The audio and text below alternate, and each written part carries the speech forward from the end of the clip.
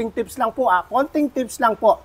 Titingnan nyo po yung makina, dapat 195F, okay? Yung iba po kasi 192 ang kanilang makina.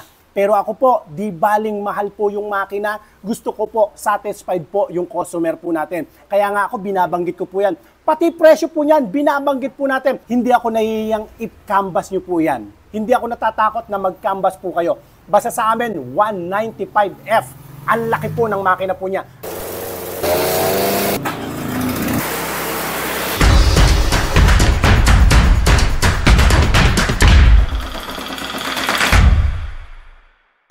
Iba't ibang mga klase po ng mga generator, malaki at maliit ang mga order po sa atin ngayon. Welcome pong muli dito po sa atin pong channel, Diskarte Pinoy TV. Mga kadiskarte, ito po yung ating Allen generator na diesel operated. 10 kVA po siya. Order po sa atin. Unahin po natin yung kay Boss Drex ng La Union. Ang kagandahan po nitong Allen po natin, saktong-sakto po ang makina po niyan. Ito, konting tips lang po, konting tips lang po.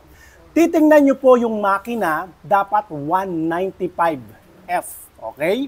Yung iba po kasi 192 ang kanilang makina.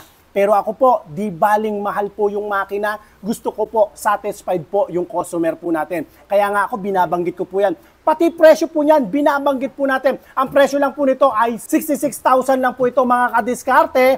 At hindi ako nahihiyang i-canvas nyo po yan. Hindi ako natatakot na mag-canvas po kayo. Basta sa amin, 195F. Ang laki po ng makina po niya. At 100% copper wire po ang gamit po namin. Try po natin. Boss Drex, salamat po. Taga La Union pa po yan. Testingin natin.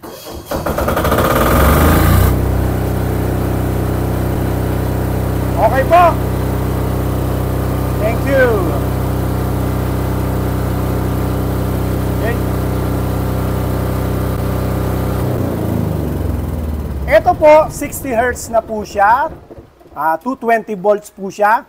Tapos, ang kagandahan po nito, copper wire po ang gamit po natin. 100% copper wire po yan. 100% copper wire po. Napaka-quality po na generator. Ganun din, umorder din po sa atin si Boss Jeff ng La Union din po. Salamat, Boss Jeff. Ang kagandahan po kasi ng Disusi, mga kadiskarte, kung babae po ang mag-ooperate, halimbawa, biglang nawalan ng kuryente sa inyong lugar, at babae po ang mag-ooperate, hindi na siya mahirapang maghila.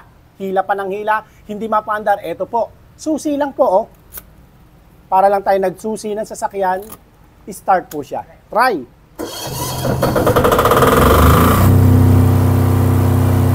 Tingnan nyo po para po kayo magkaroon ng idea, 10 kVA po yan na diesel.